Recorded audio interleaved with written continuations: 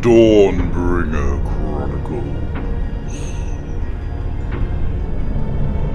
Part 1 The Missive.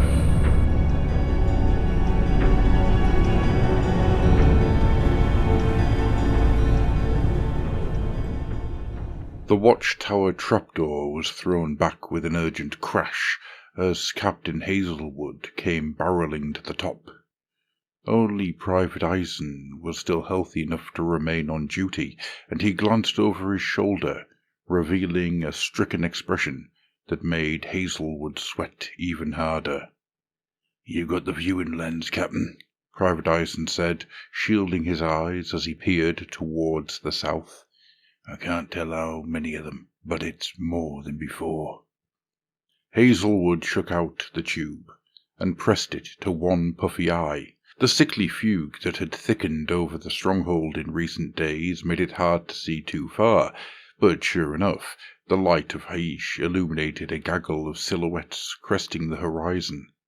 "There's more than one this time," he said. "And they're different.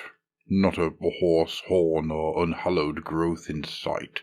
He let out a shaking breath. "Could they be troops? Do you think Gyra changed their minds? Ever Queen be praised." Eisen tapped two fingers softly against his heart. "Don't count your chimers. Let's meet them at the gate," Hazelwood replied. His fingers itched over the hilt of the sword as he headed for the ladder once more. The people gathering at Greenwood's gates were a shambling bunch. They wore rags from head to toe, which led Hazelwood to believe they were more refugees than reinforcements. Their leader carried a crescent scythe over his shoulder, and from the amount of bones strung from it, he was a fighter of no small skill. The guard positioned themselves as far from this figure as possible, and Hazelwood could hardly blame them. "You think they were sent by the Faith?" whispered Eisen, his voice not as quiet as Hazelwood would have liked. "Let's not speculate right in front of them," replied Hazelwood, before approaching the band's hooded leader. He extended a hand.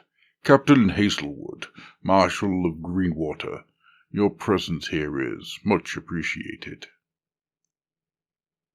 The ragged warrior stared at the proffered hand and didn't move. Saliva glistened on his chapped lips. "Please welcome my liege, Sir Geryon, wandering knight and friend of the people," rasped a hunched woman at the hero's side. Excited murmurs rippled through the gathered guards. "He bears a missive from his patron, the Summer King. The good people of Christoria shall be saved from the foul curse that has befallen these lands." Hazelwood frowned and opened his mouth, but he was interrupted by a flurry of other voices. "Is it true you fought off the plagued armies of chaos for 3 days and 3 nights? Asked one of the guards, barely restraining himself from pushing the captain out of the way. "I heard he slew Lord Walgax of the Blighted Horde in 1-to-1 combat," Eisen said, a great grin on his face. "He's been rallying many nearby settlements against the despair plague. They say he's a miracle worker." Hazelwood hesitated. The heat of 100 eyes burnt upon his back. At last he let out a heavy sigh. "I suppose any ally is a welcome addition in these beleaguered times." "Summon your peasants to the square, good sir," rasped Geryon's handmaid. "Our men shall prepare a stage. Our holy message shall stir the hearts." While Sir Geryon's followers were quick, they were not neat. The stage they were creating seemed more like a haphazard pile of debris than any true work of craftsmanship.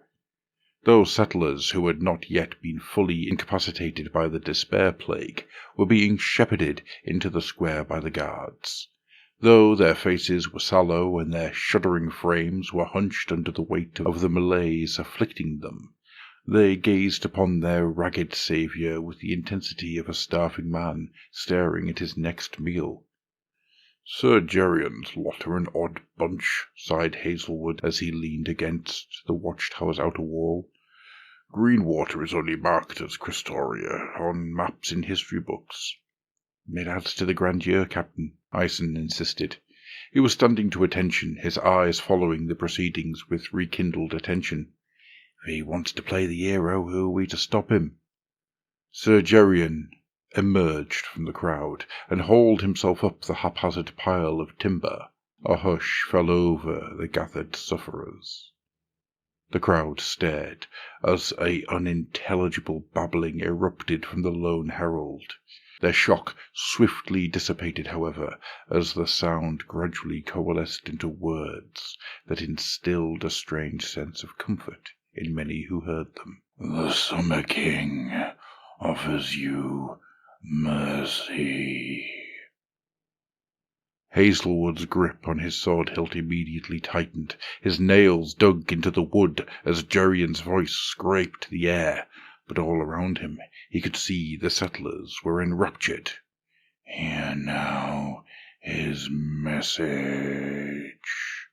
Sir Geryon reached up to his scythe and pulled off a single femur bone, still slick with ichor.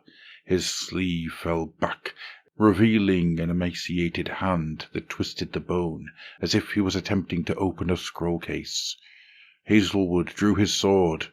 "Gods!" Geryon tipped back his head, letting his hood fall away to reveal the bald, distorted face beneath. He smiled with a mouthful of jagged fangs as he raised the bone and snapped it. A red miasma fountained from the bone like blood from a severed artery, billowing over the screaming crowd. Hazelwood and Ireson charged towards Geryon, weapons raised, but the thick miasma forced them to stagger to a halt. All around, the shivering villagers let out wails of confusion. Some were desperately trying to leave, but a greater number urgently pushed towards the stage. And above it all, Geryon's voice continued. I hear the voice of your suffering, O noble folk of Christoria. From the thick red mist leered one of Geryon's disciples. Hazelwood turned just in time, feeling the creature's claw nick his cheek before he skewered it and pushed it back with his sword. Even upon the blade's point, the thing yowled and reached for him with bloodied fingers. I send out my loyal knights to save your great city. With every word, Geryon's voice became louder and clearer. Gone were his bestial rasp, replaced with the rich baritone of a man in his prime. The strangeness of this shift caused Hazelwood to hesitate, just long enough for another ghoulish assailant to rake its filthy claws across his shoulder. He howled and clutched at the wound, blood spilling through his fingers. The settlers' screams were giving way to laughter.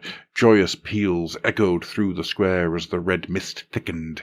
Many were jumping up and down, dancing or running towards the stage. Pledge fealty to the Summer King, and you will be saved. Hazelwood felt a wave of agony as a wet splatter met his ears. The first ghoul had pulled itself free of his sword and plunged its claws into his side. He opened his mouth to cry out, but it was drowned under the jubilant cheers of the crowd. A few feet away, he could see Ireson's body lying amongst the churning mass of people. A woman was crouched above it. Her skin was scarred and pocked by the despair plague, but the colour had returned to her cheeks, and her eyes were aflame with passion. As Hazelwood let out his last stuttered breath, he watched as she scooped up a generous portion of Ireson's flesh, raised it towards the herald upon the stage, before bringing it to her plump and smiling lips. He felt hot tears streak down his cheeks as darkness took him.